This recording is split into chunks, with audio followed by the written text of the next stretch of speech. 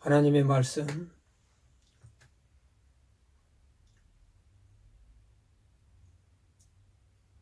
사무엘상 17장 41절에서부터 45절까지 제가 봉독하겠습니다.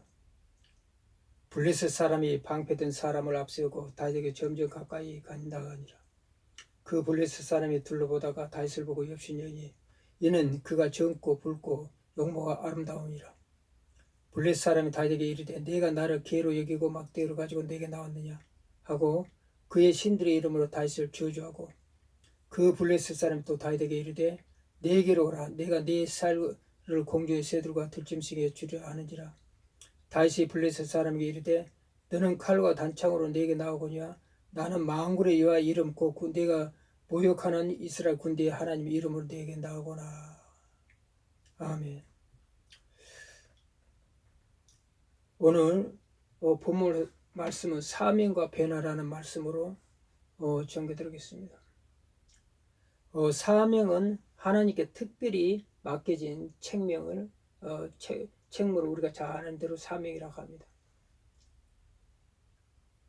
그러니까 우리가 성도를 할 때는 사도행전 1장 8절 같이 성령이 너희에게 임하시면 너희가 권능을 받고 예루살렘 온 유다 사마리아 땅끝까지 이르는 내 증인이 되리라는 그런 사명을 가지고 성도는 있습니다. 그러므로 성도를 할 때는 우리가 잘 아는 대로 간단한 이야기라면 요한복음 1장 12절 14절의 말씀같이 영접하는 자 그 이름을 믿는 자는 하나님 자녀의 권세를 주셨으니 이는 혈통의 없지 않은 사람의 뜻을 알고 하나님의 뜻으로 난 자라 존귀한 신분을 가진 자라는 것이죠. 그러므로 사도행전 1장 8절에 그 책무를 성도에게 주신 것입니다. 그러니까 내가 소명이라 할 때는 하나님께 부름받는 일이에요. 내가 소명을 받았냐 하면 하나님께 내가 부름받았냐 그런 뜻이겠죠. 본문에서 다윗이 자기 형들을 자기 아버지를 통해서 형들이 전쟁터에 나갔으니까 너가 가보고라 한번 가봐라 하면서 자기 아버지의 이야기를 듣고 이제 가는 도중에 거기서 가가지고 이 골리앗이라는 블레셋 사람 골리앗 사람 거대한 사람이 지금 시비를 거면서 전쟁으로 전투를 하려고 하니까 이스라엘 사람 중에 전부 다 그의 엄청난 큰 거가 용명을 보고 감히 나서지 못하고 있을 때 다윗이 이렇게 말하는 것입니다. 다윗이 그때 말하는 첫 고백은 하나님을 모독한 자에게 선한 열심으로 생명을 걸고 싸운다고 해서 뚜렷이 다윗은 했습니다. 하나님을 모독한 자 이게 뚜렷해 다윗이 이게 가장 중심되는 그게 사상의 신앙입니다. 그러니까 다윗이 방금 제가 이런 대로 다윗이 블레셋 사람이 이르되 너는 칼과 창과 단창으로 내게 나오고자 나는 만군의 여호와 이름 곧 내가 모욕하는 이스라엘 군대의 하나님 이름으로 내게 나오라. 이러함으로써 다윗이 이 말로 이 싸움을 하나님이 싸움이 됐다는 것입니다. 그리고 하나님은 다윗에게 담대함을 주심으로 승리케 하셨습니다. 그러므로 다윗은 골리앗과 싸움에서 엄청난 다 이스라엘 민족이 두려워하던 이 싸움에서 젊은 아주 청소년이 승리를 함으로써 그 군사와 정치 무대에 다윗은 서게 된 것입니다. 하나님이 다윗을 먼저 사무엘 선지자를 통해서 기름 부음으로 왕의 기름 부음을 주셨어요.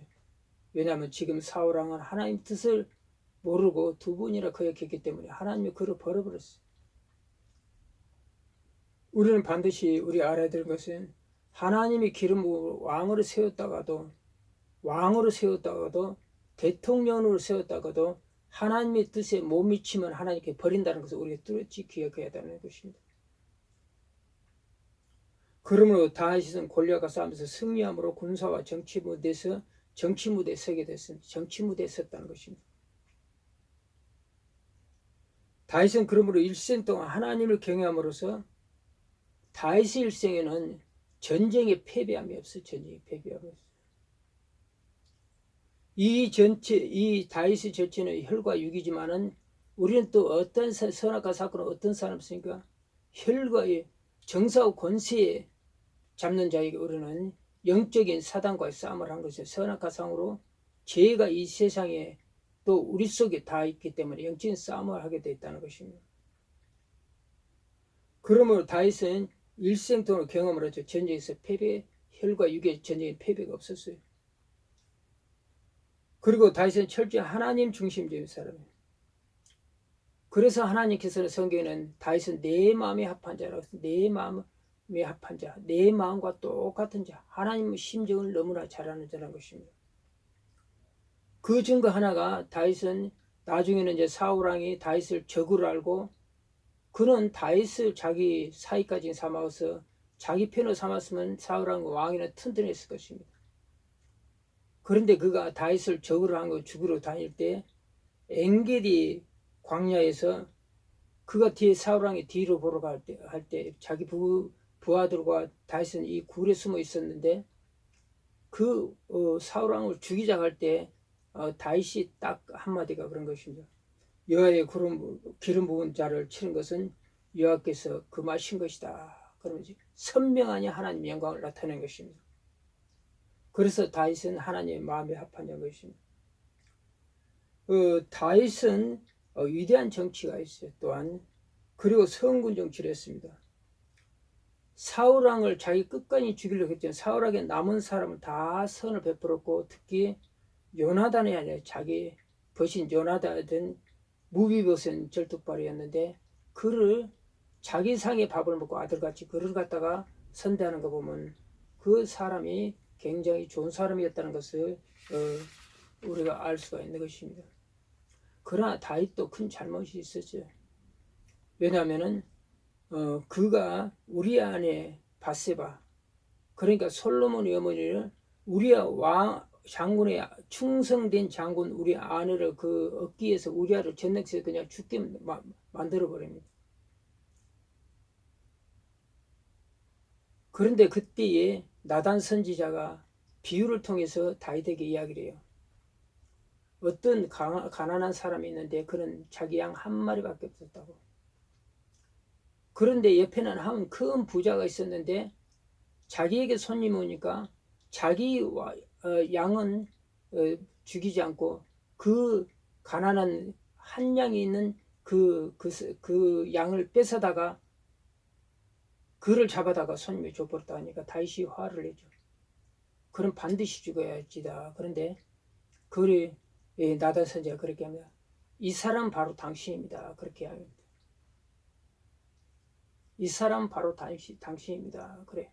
그러니까 그 당시에 다윗이 그 사실하고 철저히 해결하죠. 근데 그때 나타난 것은 하나님은 죄는 미하시지만 하나님이 회개할 때는 용서하신다고 나타난 게 뭐예요? 너희 집에 나단 선지를 때 칼이 떨어지지 않을 것이다. 그랬어요. 그 한마디 말해서 우리아 장군도 하나님이 귀한 종이에요. 그것을 통해서 다윗은 죽을 때까지 철저히 해결하고 칼이 떨어지지 않는 그런 일이 벌어집니다. 죄는 싫어하시지만 하나님의 회개할 때 용서한다고 죄값을 이 땅에서도 갚게 하신다고 우리가 볼 수가 있습니다. 그러므로 우리가 이같이 이 교훈을 받아야 됩니다. 이런 교훈을 철저히 하나님에게 회개하고 죄로부터 멀어져야 된다는 것을 우리가 알 수가 있습니다. 지금 시대에 두 가지 현상이 지금 나타나는데 제일 높은 대통령도 권세 있는 자도 국민 앞에서 시민 앞에서 책망받는 시대가 지금 들어왔어요.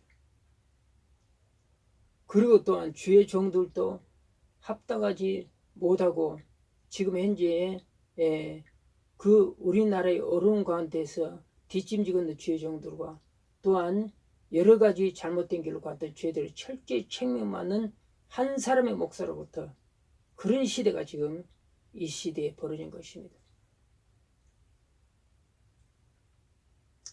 그런데 이 권세 있는 자들은 제가 여기를 볼 때 많은 앞으로 이 이것이 지나고 끝나더라도 많은 거기에 따른 것이 변화가 있을 거라고 저는 생각하는 것입니다.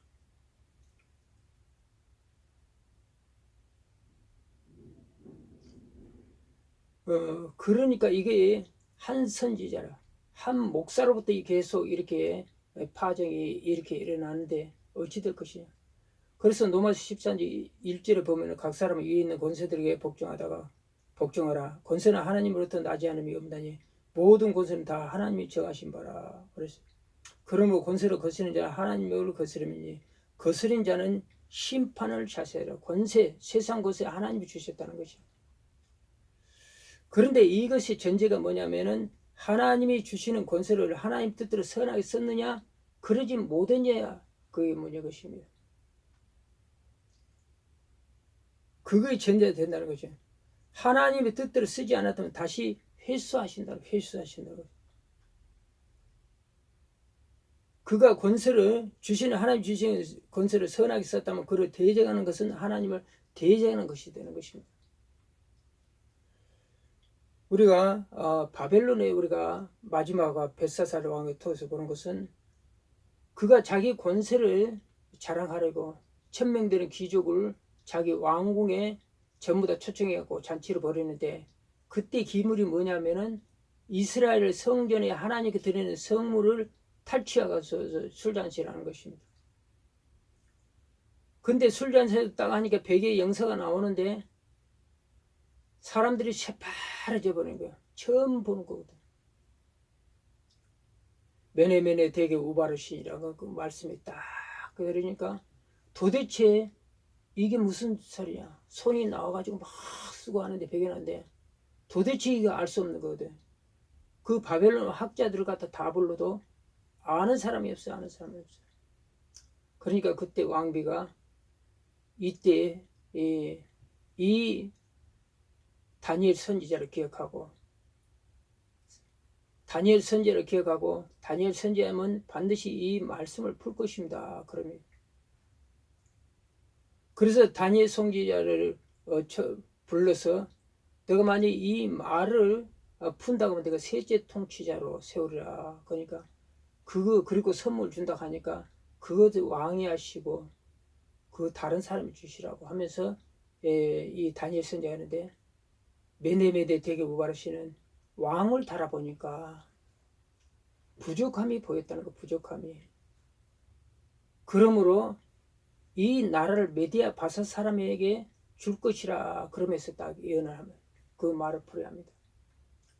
그러니까 그때 바로 벳사사람이 그때 깨닫고 세 번째 7이라로 그를 딱 세웁니다. 백성들 앞에. 우리가 이렇듯이 하나님은 권세도 줘보셔요. 어떤 직책도 하나님의 뜻이면 줘보십니다. 그런데 그 목사도 마찬가지 줘보죠. 목사 직책 줘본데 반드시 달아보는 것이 있다는 것이 우리가 하나님께서 달아보시고 시간에 달아보죠. 수시로 달아봅니다. 이 말씀 같이 메데메데 대개 우바르신 같이 벳사살왕은 그날 저녁에 메디아 바사 사람이 죽임을 당하는데 어떻게 죽여요? 그 성은 밖에서 물을 받아들이는데 그 수로를 통해서 메디아 바사 사람의 연합군이 와서 그를 죽입니다. 그리고 메디아 바사 사람이 이 차례입니다.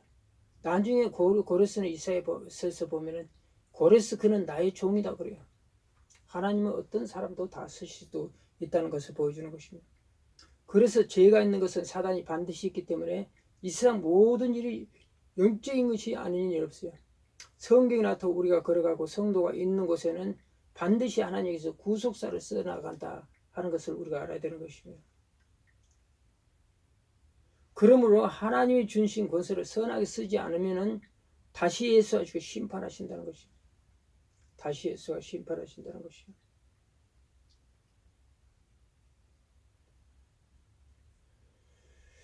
그리고 이 시대에는 뭐냐면 또 하나님 종 목사들 수많은 성도들과 모시들 앞에서 책망하고 욕을 듣고 그런 시대가 지금 또 이 시대예요. 이런 시대에 목사님들이 이 권위를 생각하면 있을 수가 없는 일이죠. 그렇죠. 있을 수가 없는 일. 원래 권위를 먹고 그러한 것을 먹고 목회를 하고 그러는 분들이 바로 목사님들인데 있을 수가 없는 일이에요. 그런데 제가 이걸 볼 때는 어떤 문제가 생기냐. 권세를 입은 자라는 하나님의 시민의 녹을, 국민의 녹을 먹는 사람은 반드시 섬기는 사람으로 앞으로 나타나야 된다. 그래서 이번 사건 통해서 많은 변화가 있을 거라고 저는 생각을 한 것입니다. 앞으로 어느 직책이든지 지금 다 보면은 대통령과 국회의원들과 정부기관들 다 군림하는 그런 세력으로 있었지. 그들이 진정으로 섬기는 세력으로 있었질 않았거든. 그런데 완전히 이것이 변해질 것 같아요. 저는 보니까. 그리고 하나님 종도 목사들도 권위를 먹고 사는데 그들은 뭐냐면은 섬김의 종으로.